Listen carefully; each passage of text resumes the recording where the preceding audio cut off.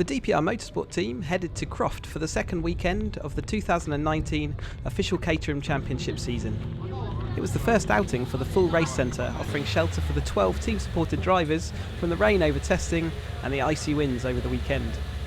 DPR Motorsport principal David Rowe was on hand to give us a quick tour. Right, we're here at Croft, the second round of the Caterham Motorsport Championships. Bit windy, but the sun's out, and I figure maybe it's a good time just before qualifying that we can take you around and show you our race centre and talk you through some of the things that we're doing at the moment. So come this way. So firstly, on this side of the awning, we've got the 270R and the 310Rs at the moment, and we're running a pretty equal number of cars, about 4 in each sub-team. And then every sub-team has got its own manager, and we run one mechanic per car. So as you can see, the guys are polishing away. Pretty much all of the major tasks were done last night, and we're just getting ready for qualifying coming up in the next hour. And again, just like the other side of the awning, this side is dedicated to the 420R team. As you can see, we're just getting ready for qualifying in a few moments' time. At the back of the awning, we've got the hospitality, and we'll just take you through there now. What do you do? Not very busy at the moment because breakfast has just happened, but you get the idea that basically we have the setup here with the chefs out the back. We'll go this way as well.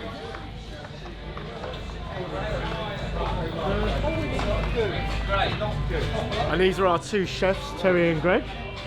They're cooking us 3 square meals a day. It's all very good in here. And that's pretty much it for this side of the awning.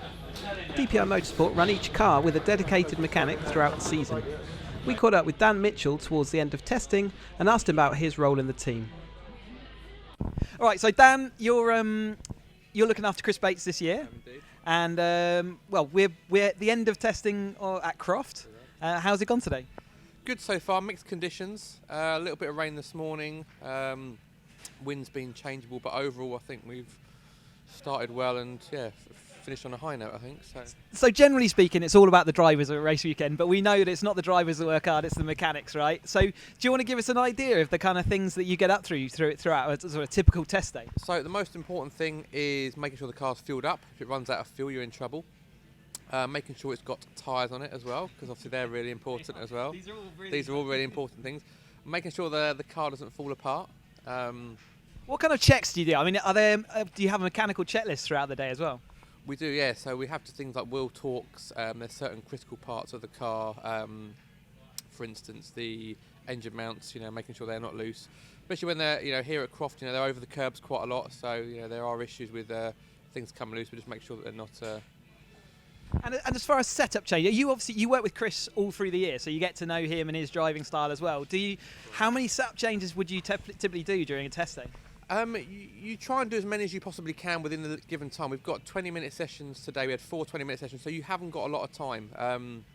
Things like roll bars, tyre pressures, that's really the big change that you can make to the car throughout the day. Apart from that, there's not a lot else you have the physical time in a session to do. So. And I guess then it's just keeping on top of it, checking, that nothing's breaking through the day and doing, just those kind of... They can be quite tough on the cars, these drivers, and they don't always tell you, so you have to be a little bit, preemptive, have you been over the curbs, asking the questions, trying to find out what, he might not tell you it's gone off until you look under the car and find out it's covered in dust and dirt, so yeah, you've got to be on... Drivers would never do that. No, not at all, no, that's it. Okay, and say we're at the end of testing, but we're not at the end of the day, so what have you got left to do today? So we've got to get ready for qualifying tomorrow, so that's draining all the fuel out, weighing the car, making sure the weight and the driver is where it's had to be for the minimum limit. Fueling the car up for qualifying, so we've got 20 minutes in the 420R, we've got a 20-minute qualifying, and then the top 10 go into a Super Pole, 1 lap, so we've got to bear in mind the fuel usage for that. Critical checks again, engine mount, underneath the car, cleaning it, just making sure the thing's not...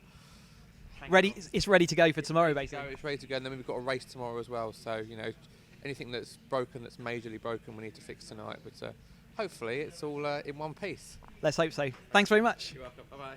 DPR run 3 sub-team managers to oversee operations in each championship class. We chatted to Andre about his role managing the 310R sub-team. So, As team manager then this year, so there's a lot of just checking that the team's running smooth. I'm guessing when things go wrong, like we saw today with James Murphy, that's when you really jump in. 100%, yeah. So as a team manager, I have to make sure all of my cars are okay with the mechanics on the cars, and also making sure, most importantly, all of our drivers are happy. And then if something happens, so for example, James Murphy had a shunt in the 270Rs. It wasn't his fault, which is much more unfortunate. But so what basically happens is we've got Chris, who is a sub-team manager for the 270s. Chris and I then come together, and then we form what's called the shunt crew to try and get the car back out as quickly and as safely as possible. And we saw you doing that earlier, and the car looks all right. It's been out in the last session. Yeah, it's been out. Daz managed to get a couple of laps into. A little bit skittish under braking, but it's nothing we can't sort out with the corner weights. So hopefully, looking strong, and I really hope he has a cracking quali as well. Yeah, and so now we just got, I guess, final tidy up and just final checks overnight just before qualifying. So final checks, get all the cars drained out. The cars are at scrutiny now, which is why I come talk to you. And then when the cars come back, drain out, work out the fuels, etc., service all the cars, and then Murphy's car will go down to the flat patch tonight, and I'll do a full setup on the car, make sure the car's all 100%. So take the feedback from that final session, make sure everything's lined up and ready to go. Yeah, 100%, to try and let them have the best chance possible having a decent quali. Let's hope so. Cheers for that. No worries. The Croft circuit was in great condition, and the newly resurfaced track saw lap times which were over 3 seconds faster than the last visit to the track by the team back in 2016. Here's team driver coach Darren Burke talking us around Will Smith's Super Pole lap, which took him to second on the grid. So here we are on board with William Smith, number 27 in the 420R class. This is his Super Pole lap. Starting off with a nice wide run through the last corner, really trying to get the perfect run onto the straight to maximise the speed up into turn 1. As we come up to turn 1, he's up into 5th gear. We're going to pop into a very late braking point just before that first post, down to 3rd gear, across the curb, perfect run through there. Trying to be careful on the power as it comes out of turn 2, thinking ahead about the chicane. Very tricky section of the track, but very important to get the run down in towards the ever important tower bend. Up to 6th gear, one of the fastest parts of the track. Very tricky in the braking as there's a little crest, as you see there. Will's done a great job in hooking the apex, being very patient on the power. Perfect run off the corner, good use of all the road coming out of the turn into the Jim Clark S's. Will's done a great job here again of using every single inch of the road. Carried great speed, minimal steering through there, nice and legal even on the exit. He's gone a bit careful into sunny in, but using the camber well here. Perfect first apex, great run through the middle of the corner. And it should be a nice run now down in towards the complex. Up to 5th gear, late as you can on the brakes here, get it in early, use the camber wisely, back out, back over to the left, hook it up down to 2nd gear. A nice tidy run off of here, heading up to the last turn. Late hard brake, pop it down to 1st gear, hook it round the curve. There's great traction off here. Up to 2nd, up to 3rd. Head down for the line, and he gets 2nd for Super Bowl, so starting from the front row.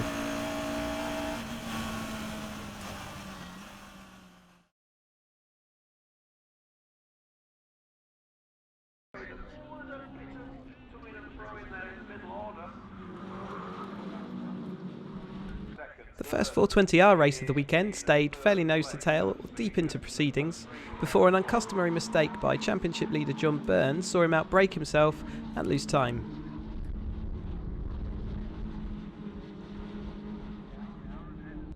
Will Smith maintained a strong position just behind the leader right up until the flag, the opportunity to win just never materialising. Aaron Head ran in 3rd place for the majority of the race, but contact with the rear of Burns' car coming into the complex punctured the radiator and resulted in a DNF. Chris Bates was running strongly in the top 10 until a slight error into the first chicane saw contact with the tyre stack, taking off the front left corner and resulting in instant retirement. Alex Jordan circulated in a smaller splinter group, ending up gaining 1 place to finish in 13th.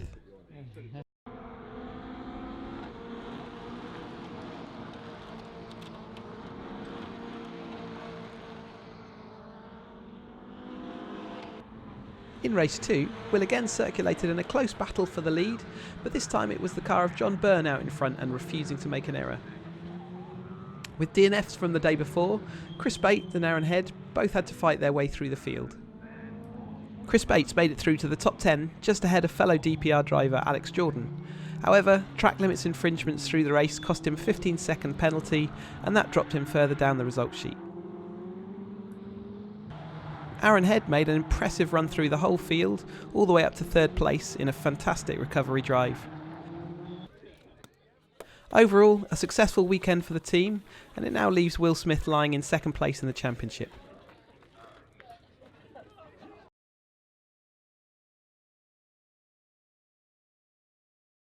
The testing was complete. We took the opportunity to chat with 310R driver Harry Landy on how his testing had gone and his expectations ahead of the weekend's racing. So Harry, we're here at Croft. We're at the end of testing. Well, how's it gone today, Thif? Interesting day. First time at the track. The first session out was a little bit wet and damp, so just getting to know the track. Second session started to get into the track and get into the rhythm. I think it's definitely a rhythm track where you've got to find your flow. Really started to enjoy it. Third session was cut very short. Someone took themselves off at Tower, so we got one hot lap. And then session 4, I wasn't overly happy with how I drove. I think I was over driving it, trying to find the time in the car. So I think I just need to relax it down again for tomorrow and just... Are you happy that you know where the time is in the car for tomorrow? Yep, definitely I know where the time is. For sure I know where it is, and it's just about extracting it all on one lap and putting it all together. Yep, so quali's next up. And do you have an expectation for quali tomorrow? So I think my biggest challenge in races gone by has been being back of the mid-pack. So I'd like to try and qualify top 10 if I can for quali, just to give myself that head start for the race to be in the lead. Yeah, Croft is a tough old track to get past that. So I'm guessing, you want to make sure you're pushing up as hard as you can. Yeah, I think you're right. Overtaking is going to be a challenge. So put myself in as better position as I can early on, and then hope for some other people to make some mistakes I can take advantage of. And we don't know what the weather's doing, but I mean, are you bothered whether it's going to be wet or dry? What would you prefer? I don't mind. I'm comfortable in both conditions. I think wet will obviously make a more interesting race. I think a lot more variables. So, I don't mind the wet. I bring it on if it happens. Yeah, and I would ask you about the grip of the track, but I don't think you've been here, but you said this is your first time out, so actually there's no difference for you there. No, and I think because of the new tarmac, a wet line is a dry line. So, you're going to go learn one this weekend. Yeah. Absolutely, yeah. So, hopefully, if I was a betting man, I'd say it's not going to rain. I welcome whatever the conditions are. Great. Well, good luck. Thank you. In the 310R races, Gordon Sawyer continued his great start to the 2019 season by putting the car on pole position.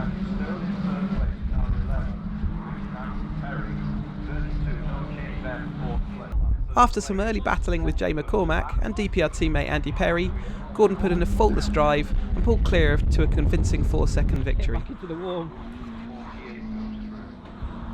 Andy Perry completed a great race to convert his third place grid spot to a podium appearance. He was perhaps unlucky not to snag second place. Doug Christie just missed out on a top 10 finish. Harry Landy showed great pace, but some inconsistency saw him having to recover back through the field too many times, and he would cross the line in 19th.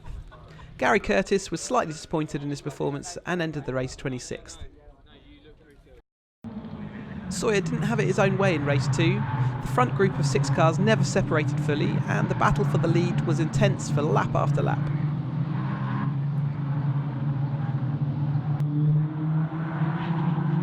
Ian Payne did take the lead for short periods through the race, but it was still Gordon who crossed the line in the lead for the majority of times.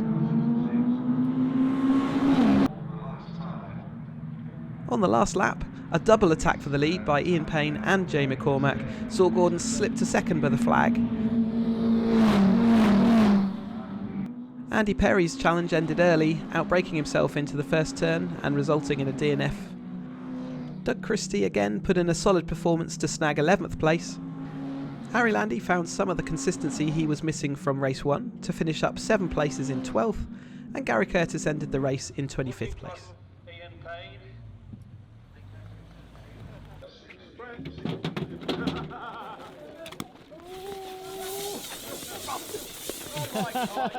In post-race scrutineering, a minor technical infringement by Payne's car saw Gordon gifted a 4th win out of 4 races this season. Gordon's impressive winning streak sees him open up a 10-point lead over his rivals, heading into the next championship weekend.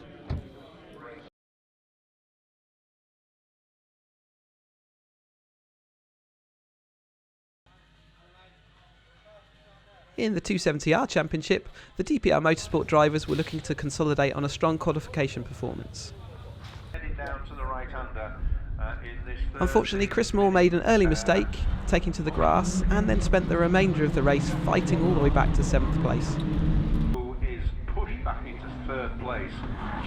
James Murphy had an unusually slow start, dropping him back to 19th halfway around the first lap, but some great driving saw him carve back through the field and resulted in 8th place by the flag.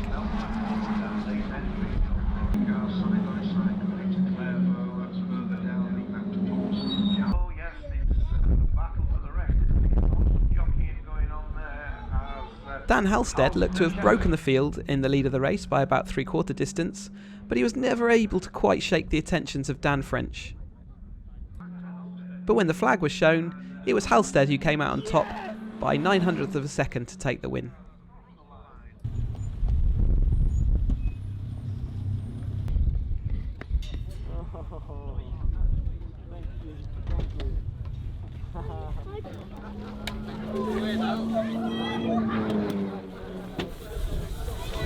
Go and get me, go and get me. Headlights on, quickly to green. Oh, and tactics there from Daniel. Race 2 was another frantic battle for the lead. The top positions changed multiple times, but nobody was able to make a break, and the train of cars continued for lap after lap.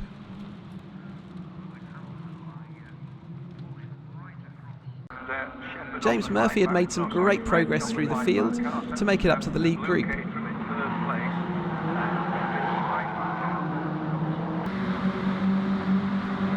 He had made it all the way up to 6th place when he was left nowhere to go when the 4th place car of Matt Shepherd slowed with a broken gear knob. A punctured radiator meant retirement for the luckless Murphy.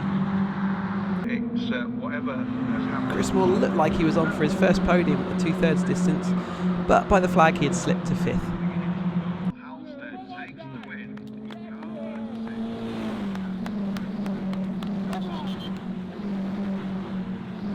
However, it was Halstead that once more took the flag and completed the second double win for DPR Motorsport over the weekend.